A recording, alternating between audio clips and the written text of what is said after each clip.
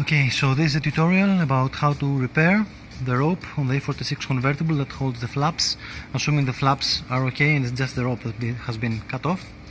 So my original one is this one, and you can see it's gone. All I did, I bought some shoelace, 70 centimeters. It's exactly, the original one is actually 70 centimeters long. So what you do is you go through the bottom backwards. You tie this into a knot so that it won't go through. You go to the first loop, and then you go towards the back.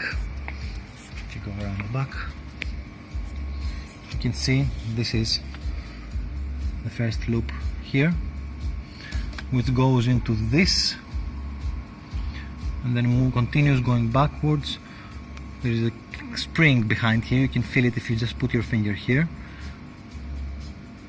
And you move it up through the spring in front of this bracket so that does not obstruct it when you fold it, behind this bracket, and into that bottom clip there.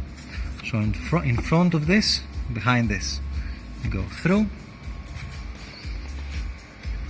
You've just gone through here. You go behind this bracket into this clip.